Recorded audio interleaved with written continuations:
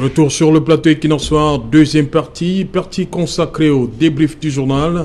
Nous sommes toujours en compagnie de Maître Christian Timan Bomo depuis Paris, avocat au barreau de Paris. Sur ce plateau, Maître Roland Diéou, avocat au barreau du Cameroun, du mouvement pour la renaissance du Cameroun. Et en face de lui, honorable Marlise Doualabel. Le Covid sont identifiés et compte tenu pas d'eau, pour se laver les mains, c'est difficile de respecter les mesures barrières, de se protéger contre le Covid. Donc, pour moi, je suis triste de savoir qu'il y a des personnes qui sont dans ces situations, mais elles ne sont pas dans ces situations du fait du Covid. Elles sont dans ces situations parce que notre pays n'a pas encore eu la réponse à tous les besoins de développement qui existent dans un pays jeune comme le nôtre. Comment vous comprenez ça, vous, Maître Roland Diéou? De la manière la plus... C'est un autre problème qui s'ajoute? De la manière la plus simple, il y a du vrai dans ce que l'honorable a dit. Effectivement, la Covid... On dit il paraît qu'ils ont tranché. Ils ont tranché. Voilà. Ils ont tranché. Hein. Oui, c'est féminin. Donc ce n'est plus la maladie. Non, c'est la Covid-19, c'est la maladie. Oui. Le virus, c'est coronavirus. Voilà. Le virus, donc, mais lorsqu'on peut parler de Covid, c'est au féminin. 19. Parce que le Covid, c'est coronavirus disease. Ok. Et comme disease, c'est maladie. Et comme c'est un mot féminin, l'Académie française a tranché. Tranche pour dire que quand on veut utiliser le terme Covid-19, il faut dire la Covid. La Covid. Donc, en tout cas, là où le résultat est dramatique. Je préfère dire que le coronavirus arrive, la maladie à coronavirus arrive dans un contexte où, effectivement, nous avons déjà nos propres tares. Et le Cameroun connaît beaucoup d'insuffisances dans son système de services publics, de politique publique. Voilà. Et les politiques publiques, notamment en matière d'accès aux services de base, sont parfois, sinon très souvent, défaillants. Si ce n'est pas l'accès à l'eau potable, c'est la question de l'électricité. Quand ce n'est pas l'accès aux soins de santé de qualité, quand ce n'est pas l'accès à une éducation de qualité. Donc, vous voyez qu'on est dans un cas de figure où on peut multiplier les cas d'insuffisance de la gouvernance publique à l'infini. Et vous allez me permettre, s'il vous plaît, de revenir un peu sur la question que nous avons abordée dans la première partie de l'émission. Oui, mais vous allez permettre que Maître Beaumont dise d'abord un mot sur le débrief du journal. Maître Beaumont, des populations, vous avez regardé le journal, des populations qui aujourd'hui font face à ce problème d'eau en pleine épidémie coronavirus. Comment concilier tout ça?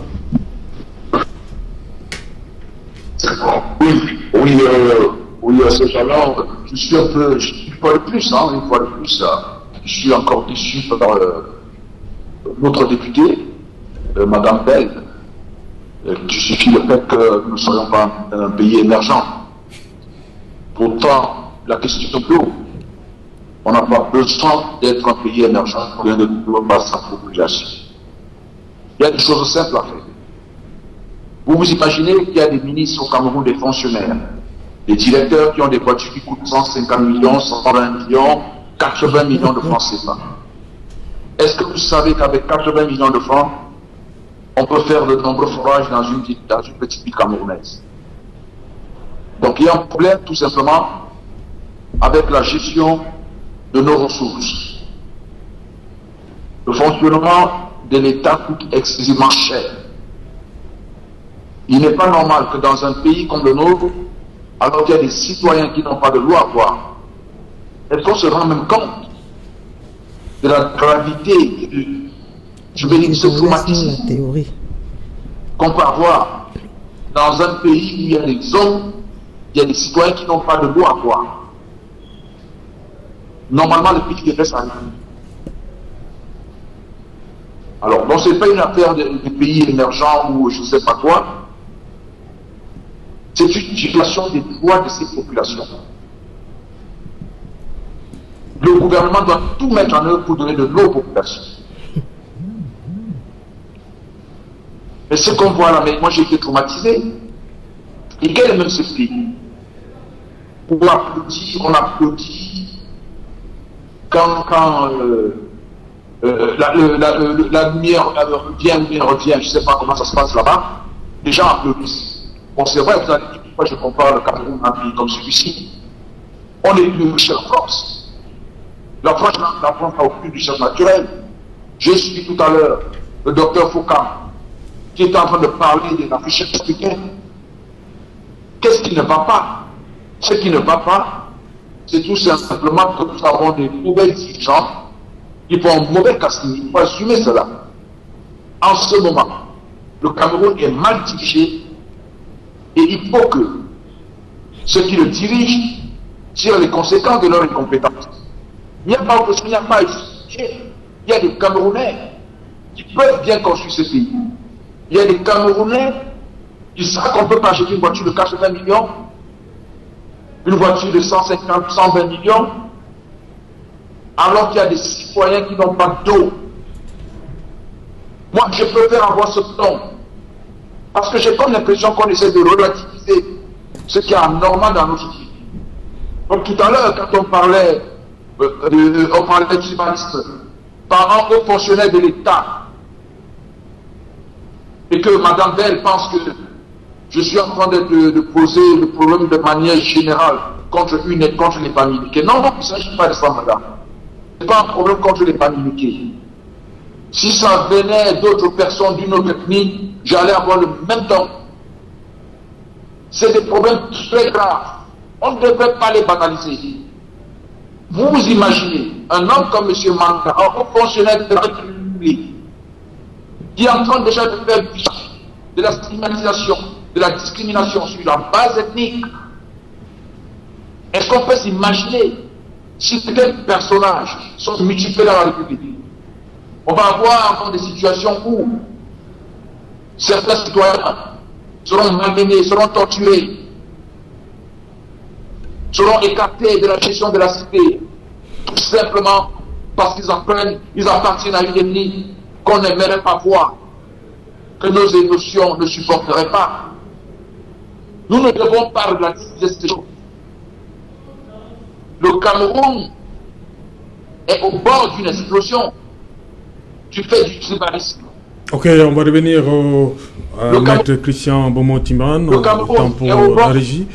Voilà, Maître Diéwo, vous voulez continuer avec la première partie? Oui, allez-y. J'emboîte le pas à mon confrère pour dire que il est urgent, et je ne crois pas que l'honorable me démentira sur cette question, il est urgent qu'on se mette ensemble pour combattre sérieusement cette problématique du tribalisme dans notre société, parce que, voyez-vous, tout le monde en est victime, tout le monde. J'ai une sympathie particulière pour l'honorable ici présente, parce que les téléspectateurs savent combien elle aime le débat d'idées, combien elle est combative, combien elle est courageuse. On n'est pas toujours d'accord. On peut même souvent avoir des désaccords profonds. Par exemple, sur la vision qu'on peut avoir de la conduite des affaires publiques. Tout à l'heure, quand Maître disait d'elle qu'elle est honorable, elle a fait une formule dont elle a le secret d'ailleurs pour dire qu'on l'a déjà barrée.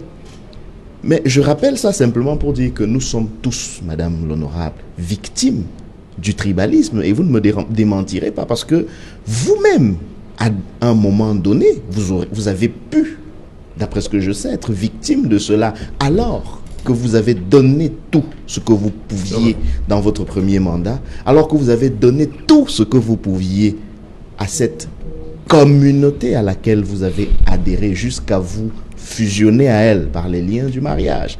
Mais à la dernière minute, on a pu évoquer des concepts qu'on a évoqués ailleurs pour parler de calibro, la notion de souche. Parce que aujourd'hui, malgré le fait que cet activiste crie à corps et à cri son origine camerounaise, on lui rappelle quand même qu'il ne serait pas un Camerounais de souche. Ajouté à cela, aujourd'hui, nous avons cette notion de proximité sociologique. Je vais citer un autre exemple. On a longtemps demandé au professeur Maurice Kamto d'avoir à se désolidariser d'un autre personnage de la scène publique vivant aux États-Unis qu'on appelle M. Ngana. Je crois comprendre aujourd'hui pourquoi on lui demandait de se désolidariser.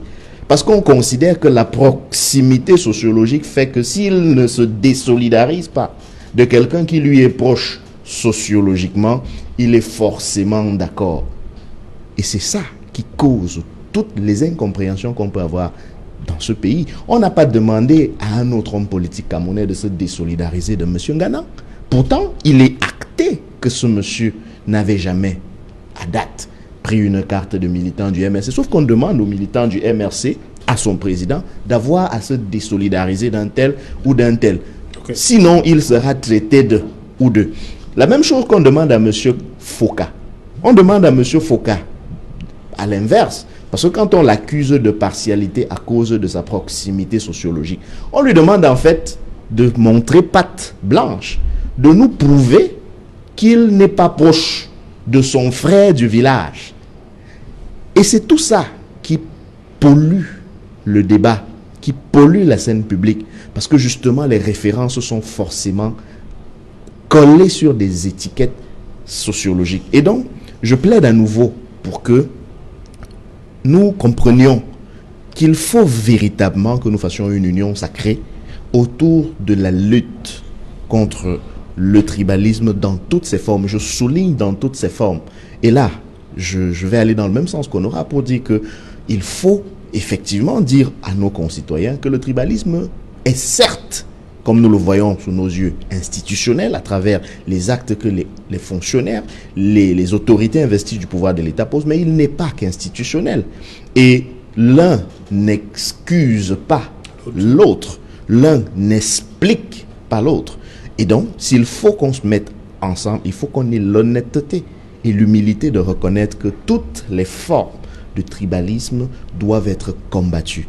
Le tribalisme institutionnel et le tribalisme non institutionnel, qu'il ne faut pas confondre, et là je préfère le revendiquer avec véhémence, qu'il ne faut pas confondre avec sa tribalité, avec son identité, parce que nous avons tous, autant que nous sommes, parfaitement le droit d'être fiers de nos origines, d'être fiers de nos cultures, d'être fiers de ce que nous avons hérité comme patrimoine ancestral.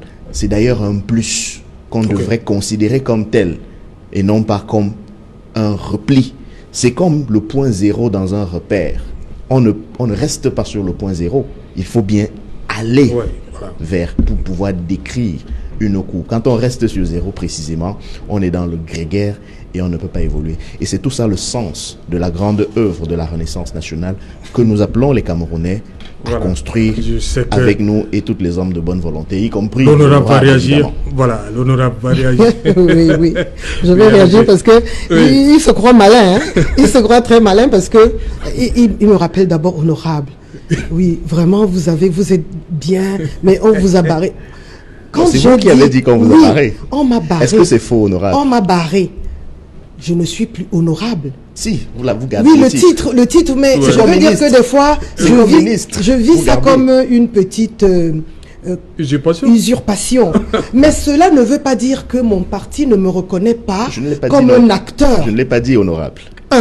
Non, je ne l'ai pas dit. Donc, mon parti me reconnaît tout à fait comme acteur. Et je pense que mon parti compte sur moi pour que la politique et le programme politique de M. Paul Biya soit mis en place, soit implémenté pour le bonheur des Camerounais. Pour cela, il n'y a pas de doute. Maintenant, je veux dire que vous êtes hors sujet. Vous êtes hors sujet, pourquoi?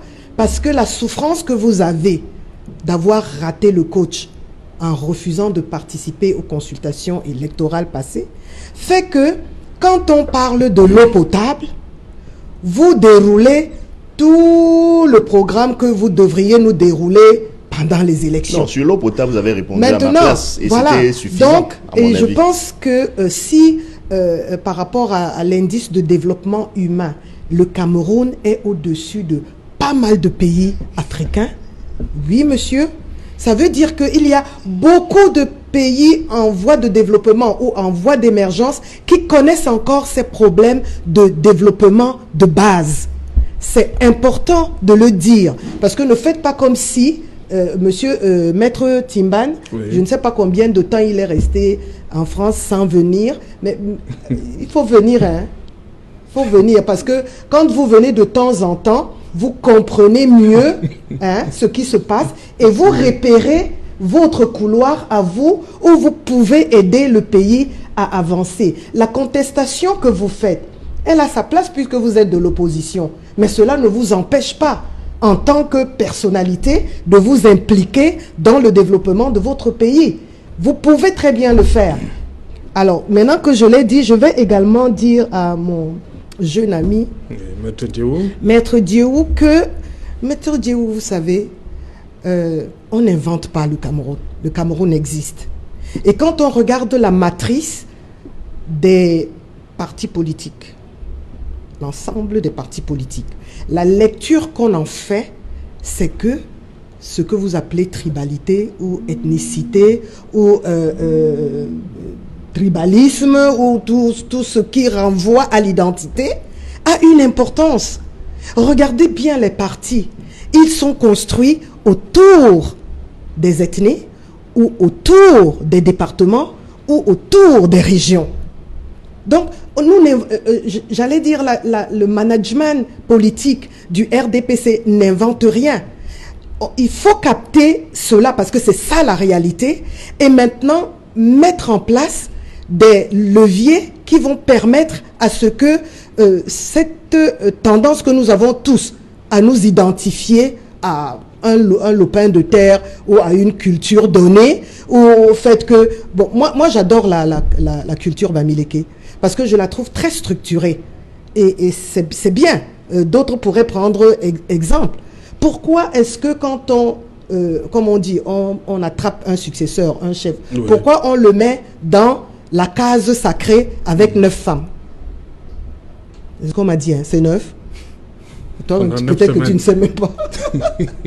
Donc, on le met avec un certain nombre de femmes qui doivent être fécondées pour qu'on s'assure que le prochain successeur sera effectivement du sang du chef si jamais il arrivait que ce dernier parte. Ça veut dire quoi? Ça veut dire que l'identité a quand même une importance et une importance qu'on ne saurait annihiler. Oui. Donc, on doit en tenir compte, mais pour bâtir une nation moderne, il faut réduire à un pourcentage d'impact très réduit le fait qu'on soit de tel ou de tel village. Où on doit pouvoir mettre en avant ce que chacun de nous fait, par exemple pour sa circonscription. Je peux ne pas être de Souche, canton Bel, et m'impliquer tellement dans le développement de mon canton que je sois reconnu par mes pairs comme quelqu'un qui se sent canton Bel. C'est ça qui est important. C'est pas, en réalité, c'est pas la souche. Je suis d'accord avec vous. Mais beaucoup pensent encore que c'est la souche. Et ça, c'est partout au Cameroun. Donc, nous nous battons au niveau du RDPC. Et je pense que vous savez que c'est l'un des partis qui est le mieux implanté et qui a des représentants partout. Oui, c'est la vérité. Vous voulez douter? Vous ne pouvez pas douter. Je m'efforce de ne pas vous interrompre. Donc, nous n'avons pas de limite ethnique. Les combats de personnes peuvent exister. Et quand ces combats de personnes arrivent, l'argument peut venir. Mais franchement, nous vivons en toute fraternité et les intérêts premiers sont les intérêts de notre parti. Voilà. Permettez. On va permettre à Maître Christian Beaumont Depuis quelques semaines, Maître Christian Beaumont, vous dénoncez ce tribalisme rampant-là et ce qu'on appelle vulgairement les faux profils. Qu'est-ce qui motive ce nouveau combat, Maître Beaumont? Oui, ce genre-là, c'est pas un nouveau combat, c'est un combat que j'ai... Oui, c'est pas un nouveau combat, c'est un combat que j'ai toujours mené. Oui. Et quand je regarde de près la situation camerounaise, le mal-être au Cameroun, le vivre ensemble qui est menacé, le sous-développement qui ne fait que quoi, la souche, la principale cause, c'est ce tribalisme-là. Alors, il faut lutter contre le tribalisme parce que les Camerounais ne regardent, ne vivent, n'ont de vision sur ces concepts d'attributs. Je pense que nous sommes une république. Il faut qu'on apprenne aux Camerounais à vivre la république. La république, dans la république, on ne parle pas de tribus. Les tribus vont rester dans l'aspect culturel. Par exemple, Si vous êtes Sawa comme Madame Bell, les Sawa vont se retrouver lors d'un festival où ils vont partager de l'art culinaire, ils vont organiser un festival de danse, ils vont organiser des danses, ils vont organiser par exemple, je sais pas, des processions montrant leur culture. C'est là d'ailleurs pourquoi je peux soutenir le projet de la construction de cette maison du Gondola, la grande maison JMU. Oui. Ça c'est bien, ça c'est des bonnes initiatives dans la République. Parce que nous devons avoir la culture de nos ancêtres. Mais quand on parle de République, on doit écarter la tribu. La République ne connaît pas les tribus. C'est-à-dire que dans le fonctionnement des institutions, la République connaît la famille. C'est la famille qu'on doit promouvoir, on doit protéger.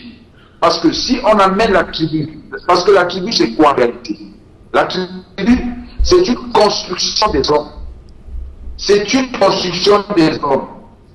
Il y a des personnes derrière la tête. La famille, c'est une construction d'un groupe de personnes, des hommes, d'une famille, et essayant de dominer en créant des petits États, des micro-États dans les États. Des hommes et des femmes. Et ces micro-États, qui sont en réalité des peuplades, sont à l'origine de la guerre, des guerres civiles, des tueries. La tribu est très mauvaise quand elle rentre dans ce qu'on appelle la politique ou dans la gouvernance d'un État. Parce que ça devient dégène. Ça devient une source de conflit et les gens peuvent se donner la mort. Regardez en Afrique. La plupart des guerres civiles, les guerres dans les pays, elles ont pour origine les tribus. Vous voyez ce qui se passe en Centrafrique. Vous voyez ce qui se passe en Somalie. On parle toujours des tribus. On doit apprendre aux Camerounais à sortir des tribus. À sortir des tribus, ça commence donc dans le débat public, dans le débat citoyen. Nous devons lutter contre tout débat à caractère tribal sur les réseaux sociaux. Parce que les réseaux sociaux, c'est là où on se retrouve. Le monde a changé, on ne va plus se retrouver dans des salles pour parler. On parle tous les soirs, à chaque minute, entre nous. Les Camerounais nous retrouvons. Et là, nous devons écarter tout débat tribal. Parce que dès qu'il y a le débat tribal, on est en train... Voilà. Maître Ndjebou, merci à vous, Maître Bobon, d'avoir été une fois de plus avec nous. Maître Ndjebou, rapidement, nous sommes arrivés au terme. Il ne faut pas qu'on banalise le débat sur le tribalisme. Oui. Il ne faut pas qu'on le banalise, il faut qu'on le prenne. Sensible. Il faut qu'on le prenne aussi. Non, c'est une question effectivement très sensible. Et de très survie. Délicate. De survie même. Survie. Oui, comme dit l'honorable. Le problème, c'est cette dialectique-là. C'est que à la fois, c'est une question délicate, mais c'est également une question capitale. Ouais. Autant on ne peut pas s'en passer, autant on doit en parler avec précaution. C'est pour ça que je préfère proposer que l'on trouve plutôt la meilleure façon entre Camerounais de juguler ce problème. Et je dois dire que... Vous voulez dire une sorte de mouvement transparti qui est au-dessus des partis politiques, par exemple. Je ne comprends pas. Comment vous... Non, expliquez-moi, je voudrais... Allez-y donc, maître. Sur la question du tribalisme, oui. On ne devrait pas, quand on est républicain, avoir de parti politique. Et dans ce sens-là, oui, on devrait avoir une approche transpartisane. Mais ce que je dis, et je l'ai dit tout à l'heure, c'est que cela fait partie des combats, je pense même des combats les plus fondamentaux du parti politique auquel j'appartiens, sans en revendiquer d'ailleurs l'exclusivité. Le MRC, nos différences culturelles, qui sont réelles certes, mais qui ne doivent pas être fantasmées au point de servir d'armes politiques. Donc en cela, on peut citer Ruben Oumniobé, mais pour ceux qui ont une fibre panafricaniste, on peut aller beaucoup plus loin. On peut même citer les travaux de Cheikh Anta Diop, qui prônent l'unité fondamentale du peuple africain. C'est-à-dire qu'à cette échelle-là... Oui, mais est-ce qu'il a réussi ça au Sénégal? Cheikh Anta Diop au Sénégal, la question d'ethnie... Oui, merci. Okay. Cheikh Anta Diop n'était pas chef d'État. Cheikh Anta Diop n'était pas dirigeant politique. Cheikh Anta Diop était un théoricien qui a, par ses travaux, démontré, je crois de manière établie aujourd'hui, que les différences qu'on peut observer en Afrique participe en réalité d'une unité fondamentale et que c'est simplement des aspérités qui peuvent nous faire croire qu'en fait on est différent alors que fondamentalement l'Africain, qu'il soit de l'Afrique du Sud ou de l'Afrique de l'Ouest, du Centre ou de l'Est, est le même homme en général. Merci. Et donc, si nous réussissons ça au Cameroun, nous pouvons, à ce propos-là, être le phare. Mais on va le réussir. Merci. Pour la renaissance africaine. Et nous travaillons au sein du mouvement pour la renaissance. Merci, Maître Roland Diéwo. Merci à Maître Christian Bomotiman depuis Paris. Merci à vous, Honorable Marley Toalabel. On va tout appeler honorable. Hein? Merci. Voilà, Madame, Monsieur, nous sommes donc arrivés au terme de cette édition Equinon Soir. Bonsoir, Ponty.